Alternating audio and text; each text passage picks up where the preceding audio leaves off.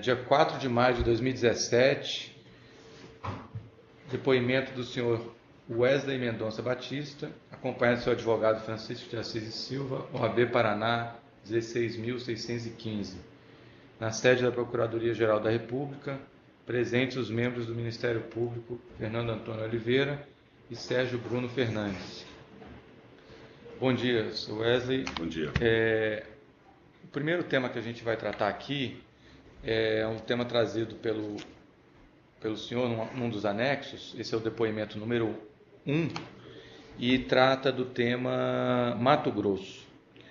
Eu queria que o senhor começasse falando sobre esse tema, o que o senhor tem para dizer, se possível em ordem cronológica. Esse fato ele começa quando? Doutor Sérgio Bruno, em meados de 2010, o governador Silval Barbosa, que tinha assumido o governo já no final, porque ele era vice-governador. E o governador saiu para... O governador, que era o Blairo, saiu para ser candidato a Senado. Uhum. Ele assumiu o governo ali, já no final do governo, porém, assumiu o governo se lançando candidato à próxima eleição, que já era em 2010. O então governador procurou o Joesley, meu irmão, para discutir contribuição de campanha para a campanha dele daquele momento. E ali, na discussão, ele ofereceu ao Joesley vantagens indevidas para compensar a doação que eventualmente a companhia fizesse. Só deixando claro, e quem pediu foi o ex-vice-governador e candidato ao governo, Silval. Isso. Silval Barbosa. Silval Barbosa. Ele era ex-vice, mas naquele momento ele já tinha assumido, porque o Blairo tinha descompatibilizado para sair candidato ao Senado. Tá. Bom, ali discutiu-se apoio para a campanha dele e que, em ele sendo eleito, faria a compensação, alguma operação do lado tributário, do lado de ICMS. A companhia tem uma operação no Mato Grosso relevante, tem várias fábricas e tal. Eu e o Joesley discutimos e não nos recordamos e não achamos nos materiais até então se houve a doação que ele pediu naquele momento ou não e qual é o valor. Isso. Só para a gente nivelar aqui nossa comunicação, sempre que o senhor falar de doação, é importante que seja a doação registrada no TSE. Ainda que a doação registrada no TSE seja uma contrapartida, seja uma propina. Quando não for registrada, aí é melhor não chamar de doação, chamar de propina, de vantagem lícita e tal. Só para a gente saber o que a gente está falando. Okay. Então, o que vocês não encontraram, o que vocês não sabem ainda, que vocês estão procurando, é se houve doação oficial ou se houve doação... Os dois, se houve doação oficial ou se houve propina, caixa 2, naquele pleito. Tá. Bom, mas... passado a eleição, o governador foi eleito, o Silval Barbosa foi eleito. E como é que funcionava no Mato Grosso? Durante todo o período dos 8 anos que o Blairo foi governador, ele estabeleceu um regime de recolhimento de ICMS no estado por estimativa. O que era estimativa? Ele estabelecia um valor fixo para cada empresa e as empresas abriam mão de todos os créditos que tinha de energia, de embalagem, de tudo isso, para pagar um valor fixo. E aquilo não tinha discussão, funcionou super bem, porque era um valor fixo e acabou. O que aconteceu? Aí é que começou o problema. Quando o governador Silval assumiu o governo em 2011, logo no início do governo, ele acabou com esse regime de estimativa e passou as empresas, algumas, está sujeita a pagar um imposto que dava uma alíquota efetiva de 3,5%. Só que aí foi quando começou a surgir o problema.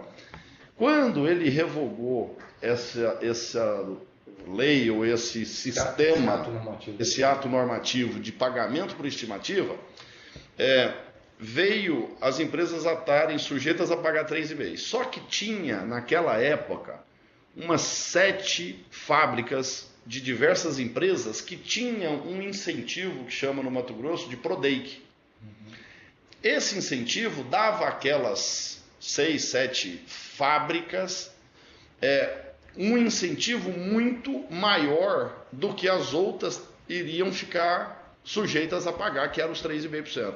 Então, por exemplo, que eu me recordo bem, você tinha uma fábrica em Cuiabá, de uma outra empresa, que pagava 90% da taxa efetiva. Então, ia pagar lá 1%. Tinha empresa que era zero, porque tinham sido feitos projetos no passado e tinham sido concedidos a essas empresas o PRODEIC. Aí o que acontece? Quando ele cortou isso, eu imediatamente fui ao governador, no gabinete do governador em Cuiabá, Silval Barbosa, e falei para ele, ao governador, do jeito que vai ficar aqui agora, vai ficar impossível. Por quê? Porque tem uma meia dúzia de fábricas e empresas que têm um incentivo, que é o PRODEIC, que vão ficar pagando de 0 a 1% de imposto, e as outras pagando 3,5%. E do mesmo ramo? Do mesmo ramo, a mesma atividade. Frigoríficos de abate de bovino. Falei, olha, vai ficar impossível. Criou-se aqui uma situação de desequilíbrio no setor, porque como que a maioria das fábricas vão ficar pagando 3,5% e umas 6 fábricas de 3, 4 empresas vão ficar pagando de 0 a 1%. Aí foi aonde começou efetivamente a negociação de, tudo bem, vamos achar uma solução para vocês, JBS, pagarem similar aos outros que têm o PRODEIC e, em troca, um pagamento de propina. Aí foi aonde começou os pagamentos de propina, o rolo no Estado, do qual nós estávamos inseridos. O que surgiu naquela oportunidade? O então governador e o secretário dele, por nome de Pedro Nadaf, sugeriram que o Estado nos concedesse o seguinte: olha, como nos últimos 8 anos do governo do Blairo Maggi as empresas pagaram por estimativa e abriram mão do crédito que elas tinham de energia, de embalagem, ele falou, olha, faz um levantamento de quanto vocês abriram mão de crédito dessas embalagens, energia e insumos desses últimos anos, e eu dou isso como um crédito para vocês. Bom, tudo bem. Eu chamei o Boni, que cuida de toda essa área fiscal na JBS, falei, Boni, faz um levantamento e vê. O Boni fez um levantamento e chegou à conclusão que nós tínhamos abrido mão de ao redor de 70 milhões de crédito nos anos anteriores. Aí o governador falou, tudo bem, então eu dou esse crédito que vocês abriram mão para vocês compensarem desse 3,5% e ficarem pagando similar às empresas que têm o PRODEIC, que é de 0 a 1%. Nesse 70 milhões que foi concedido, começou a discussão do pagamento da propina. E aí o governador e o então secretário, se não me falha a memória, ele era secretário de Indústria e Comércio naquela oportunidade, o Pedro Nadaf. Aí começou a discussão de percentual daquele benefício que ele estava nos dando. Eu falei, governador, você não está me dando benefício nenhum, você só está me igualando aos que já têm o PRODEIC. Aí eles pediram 30% desse valor. Eu falei, isso não existe, eu não vou pagar 30% de propina num negócio que eu simplesmente vou estar sendo igualado aos outros. Bom, no final das contas era pegar, em que pese nós só estávamos sendo igualados aos outros, era acertar ou não ter, ficar pagando 3,5 enquanto os outros pagavam de 0 a 1. Bom, eu acertei ao redor de 10 milhões de propina para aquela oportunidade, que dava aí mais de 10%, ao redor de 15%. Pediam 30%, nós acertamos ao redor de 15%, ao redor de 10 milhões. Bom, aí ficamos trabalhando o ano de 2011, 12 e 13, se não me falha a memória, utilizando esses créditos que nos foi concedido, e para cada ano nós pagamos ao redor de 10 milhões de propina. Era 10 por ano.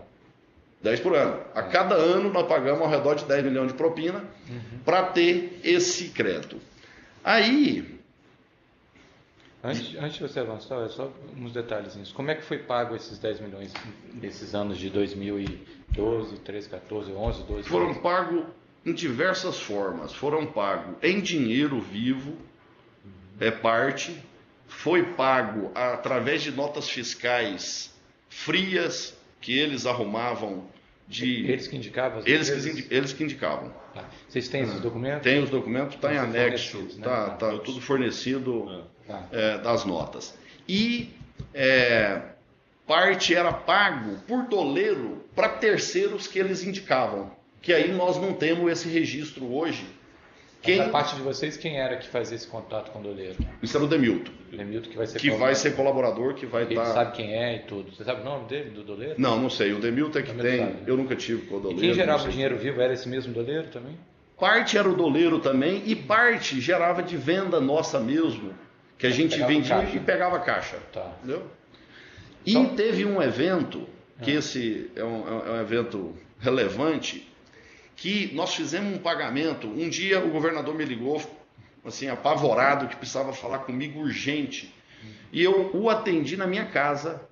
Se não me falha a memória, era um final de semana. E ele estava apavorado, porque ele devia um dinheiro a um cara. E parece que esse cara tinha tomado um dinheiro no banco para emprestar ele. E a dívida do cara tinha vencido no banco e o governador não tinha pago o cara. E o cara prestava ameaçando o governador e tal. Isso a gente está falando do Simval, né? Do Simval. Ele me aparece em casa, assim, apavorado, que eu precisava ajudá-lo a resolver o problema de pagar a dívida desse cara.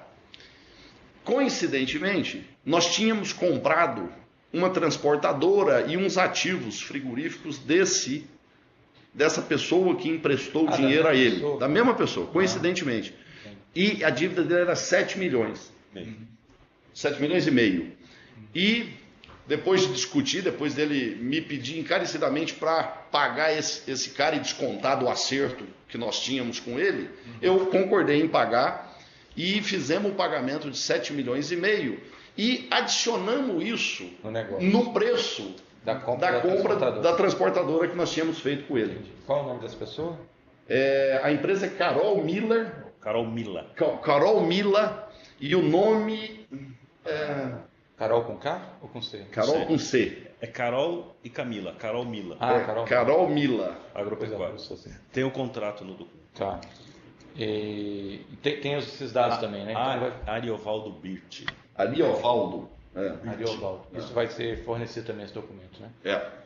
Entendi. Agora uma coisa, o senhor citou também, o secretário de Indústria e Comércio, que é o Pedro Nadaf. Havia outro, porque essa questão de tributo toca muito à Secretaria de Fazenda, né? Isso. Havia algum envolvimento da Secretaria de Fazenda? Diretamente não, eu nunca discuti, em algumas reuniões que eu estive no Palácio, o governador, junto com o secretário Pedro Nadaf, chamava o secretário da Fazenda, que era o... Marcel Cursi. Marcel Cursi. Mas nunca discutiu com o Marcel nada de propina, de dinheiro em reuniões que eu estava. Sempre discutia a questão técnica de como viabilizar o benefício que eles estavam nos concedendo. Entendi. Ok, então prosseguindo, aí então acertou esse pagamento de 10 milhões nesses anos, foi efetivamente pago 10 milhões em... Foi tudo pago, tudo que foi... Então no total foram pagos, o senhor falou que foi 10 milhões em 2012, 13, 14, é isso? Isso. É isso, né? É isso, 12, 13, 14. Então foi em torno de 30 milhões. Isso. E aí depois, o que aconteceu? Bom, aí começou um problema que é uma longa história no Mato Grosso e que surgiu várias operações, uma delas que culminou a prisão do governador que está preso até hoje. Antes de você falar nisso, só uma coisa. Lá atrás, nesse benefício que as empresas tiveram, Prodeic, onde havia essa distorção, Você tem conhecimento se essas empresas beneficiadas pelo Prodeic pagaram propina para ter o Prodeic? Não tenho conhecimento e acredito que não. Tá. Acredito que não. Tá bom. Então vamos lá. Aí que você estava falando é da prisão dos... Aí, já no final do governo dele, em 2014, se não me falha a memória, a Secretaria da Fazenda nos autuou, porque ela desconsiderou aquele crédito que ele tinha nos dado. Eu não sei se ele deu sem autorização, se aquilo precisaria ter sido aprovado na Assembleia. Certo é que a Secretaria da Fazenda desconsiderou aquele crédito que eles tinham nos dado referente aos... De 70 milhões. Isso. Tá.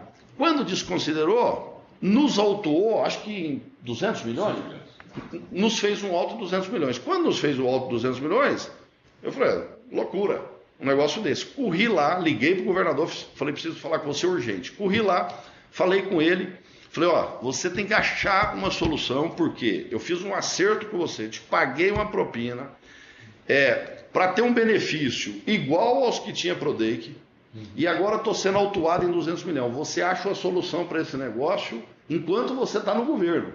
E já estava ali, na última metade do ano de 2014, terminando o governo dele.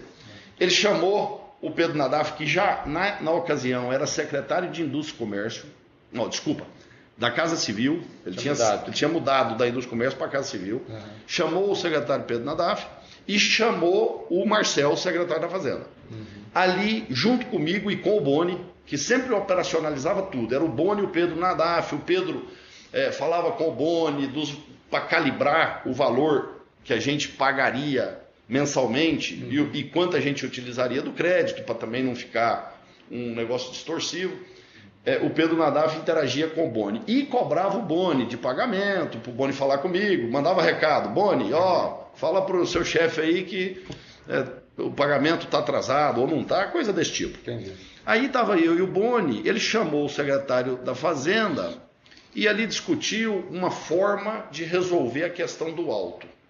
Aí fizeram uma outra lambança, do qual nós concordamos que foi uma lambança. Falou, olha, a Secretaria da Fazenda desconsiderou esse crédito, vamos fazer diferente. A JBS tem uma fábrica que era um projeto que o Bertin, que é a empresa que nós compramos, iniciou em Diamantino, bem antes de nós, que essa tinha Prodeic. Nós tínhamos lá, não lembro de cabeça, 10 fábricas no estado, uma delas tinha Prodeic. Aí eles vieram com a ideia, o seguinte, vamos esquecer esse crédito que nós demos para vocês dos anos anteriores e vamos fazer o seguinte, vamos estender o Prodeic da fábrica de Diamantino para todas as outras empresas, todas as outras fábricas. Aí vocês ficam cobertos pelo Prodeic e podem discutir o auto e vão derrubar o auto. Mas aí o Prodeic ia ser estendido para vocês a partir dali para frente, né, ou não? Não, aí é que vem outra lambança. Aí falaram, vamos fazer um documento retroativo. Falso, então. Falso, lá de trás de 2011, se não me falha a memória, 10 ou 11, do qual nós estendemos o Prodeic de Diamantino para todas as outras fábricas suas do estado. Nós concordamos, o Boni trabalhou com o Pedro Nadaf na confecção desse documento falso, do ano retroativo. O Boni assinou esse documento junto com o governador, junto com o secretário, o Pedro Nadaf, dando validade, esquentando esse documento. E aí nós ficamos de posse desse documento para discutir. E usaram lá na Secretaria Estadual? E usamos. Aí vem, já no final do governo, ou depois, já no final de 2014, a Procuradoria. O Ministério Público Estadual move uma ação de improbidade contra nós, daqueles 70 e poucos milhões que nós tínhamos usado, que ele tinha dado, que o Estado tinha nos autuado. O Ministério Público Estadual moveu uma ação de improbidade, bloqueou 70 e tantos milhões nossos. E aí, logo em seguida, o governador terminou o mandato, foi preso, Pedro Nadaf foi preso. Mas a investigação do Ministério Público Estadual envolvia A falsidade desse documento? Também. Envolvia a falsidade desse documento, envolvia o pagamento de propina, Tá. tudo isso. Eu tive várias vezes com a promotora de justiça que coordena isso no estado do Mato Grosso, que é a doutora Bardusco, discutindo com ela sabe do assunto. E aí, depois de longa discussão, de 1 ano de discussão, nós fizemos um acordo com o Mato Grosso, pagamos tudo que nós tínhamos tido de créditos ilegais, em que pese eu falava para a procuradora, o crédito só me estava pondo em igual condição aos outros, mas vamos pagar, porque nós cometemos um erro de ter aceito fazer um negócio desse jeito, pagando propina, vamos pagar pelo erro que cometemos. Fizemos um acordo, pagamos tudo que nós tínhamos no estado, hoje nós não temos nenhuma pendência financeira, mas o processo lá continua. Eles continuam investigando o assunto. Esse acordo foi um TAC dentro da ação de improbidade, antes da admissão, da fase de admissão dela. Ah, foi antes de admitidos. Aí vocês pagaram, ela pediu a extinção? Em relação à JBS e o Boni. Ah, porque os secretários continuam réus. Os secretários continuam. O Marcel continua preso, o governador continua preso e o Pedro Nadaf saiu do que nós temos conhecimento de conversa de mídia, que ele fez um acordo de colaboração e saiu. Tá, perfeito. Então, e na área, isso foi improbidade, né? Na área criminal também tem ações em curso. Não, contra o depoente não. Tá. Mas lá para promotor, nesse TAC foi confessado todo Não. os modos aqui? Não. Não. A procuradora sabe, eu fui claro com ela o máximo que eu podia ser até aquela oportunidade. Ela sabe que nós fizemos pagamento indevido, pagamos propina. Eu nunca neguei a ela que tinha alguma coisa errada, em que pese não falei o que estou falando aqui, os detalhes de nada. Tá. Ok, deixa eu ver se falta mais alguma coisa aqui.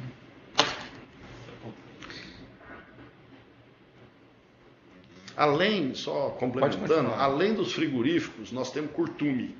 E foi feito um ato similar ao curtume, que também foi pago propina, no caso do curtume, mas dentro da mesma lógica.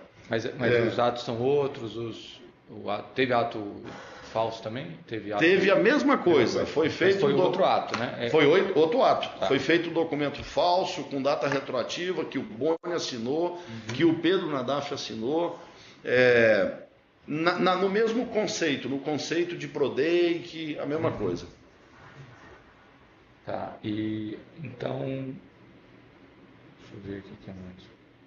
Essa empresa NBC Consultoria, você conhece? Essa empresa é uma empresa do secretário, do Pedro Nadaf.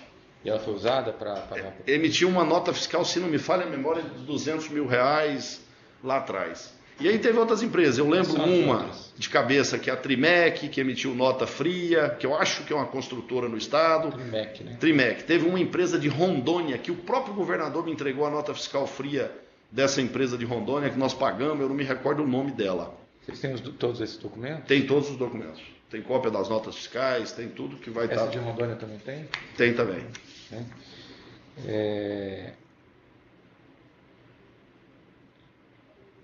que mais aqui? Essa empresa Carol Mila, você já falou, Carol Mila Agropecuária. Essa que nós pagamos 7,5 milhões, que o governador chegou lá. E a pessoa relacionada a essa empresa Trimec, quem é? Eu não conheço, nunca tive interação. Era o Pedro Nadaf que trazia. Como é que funcionava? O Pedro Nadaf, mensalmente, 10 milhões era ao redor de 1 milhão por mês, R$800 mil por mês. O Pedro Nadaf levava ao Demilton, que é um colaborador que vai ser ouvido, levava a lista de pagamentos, contas que eram para ser feitas, o Demilton passava para o doleiro já mandava direto para essas contas, e que essa nós não temos registro, para quem eram essas contas, porque só passava para o doleiro e o doleiro é que mandava. Tá.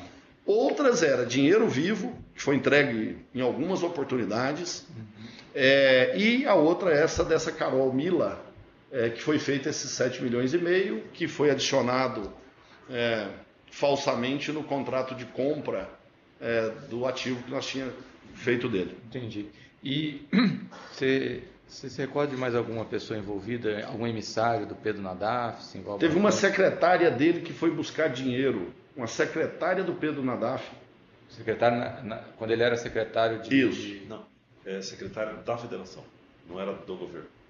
Secretária pessoal dele, eu não sei. Que eu acho. Qual federação? que ele... Federação do Comércio. Ah, ele tem relação com... Ele era diretor. Ah, ele era o diretor da FEComércio. FEComércio. Então essa secretária, qual é o nome dela? Carla. Carla. Carla. Essa secretária Carla seria uma secretária do Pedro Nadaf na FEComércio. Isso. E que ele usou ela para ir em São Paulo buscar dinheiro que o Florisvaldo vai falar, que foi ele que entregou esse dinheiro para ela. Foi o Florisvaldo. Foi o Florisvaldo. Que ele vai falar no anexo dele. Tá. O senhor falou dessa fábrica, o jeito, a hora que você falou assim, a gente foi consertar e acabou fazendo uma bobagem maior, que foi usar especificamente uma fábrica em Diamantino. Explica melhor isso, como é que foi, por que essa fábrica em Diamantino foi escolhida para... Não, é porque ela era a única que tinha Prodake. Ah, já tinha o projeto? Já tinha, porque essa fábrica foi construída pelo Bertin, não foi por nós. Entendi. Foi o maior projeto frigorífico bovino no estado do Mato Grosso, na época. E ele Então, quando vocês compraram, já estava com produto? já estava lá. Ele pegou um Prodake legítimo, porque não tinha nada, foi uma construção, e aí onde cria geração de emprego e tal, o Estado deu um Prodake pro Bertin, isso na época do governo Blairo. Sim. Um Prodake legítimo, do qual, quando deu o problema, como nós tínhamos uma que tinha Prodake, o governador Silval e o Pedro Nadar falaram, vamos estender o Prodake de Diamantino para todas as outras. O grupo todo. Mas essa de Diamantino era... ela continuava chamando Bertin? Ou Não, já tínhamos incorporado. Ah, entendi. Tá. Então era mesmo em pessoa jurídica. Isso. Ok, especificamente sobre esse tema, você quer alguma coisa, doutor?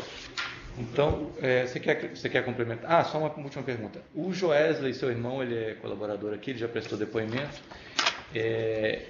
Ele não falou especificamente desse tema, mas eu queria saber de você se ele acompanhava isso, se você conversava com ele. Ele sabia de tudo, mas antes do governador ter sido eleito indo para 2011, antes era ele que tratava com o Silval. Sei. Que começou com o pedido de doação. Então nesse começo dessa história ele participou. Era o Joesley. Eu não estava aí, eu morava nos Estados Unidos, eu voltei para o Brasil em 2011. Tá. Mas de 2011 para cá foi eu que assumi o contato com o governador, com o secretário, em que pese o Joesley sabia, mas não acompanhava. Aí quem acompanhava era eu, quanto que tinha para pagar. E o Demilton é que fazia o controle do que tinha de saldo a pagar para o governador e assim por diante. Perfeito. O senhor quer acrescentar mais alguma coisa? Não. Então vamos encerrar aqui o termo de depoimento número 1, do senhor Wesley Mendonça Batista, no dia 4 de maio de 2017.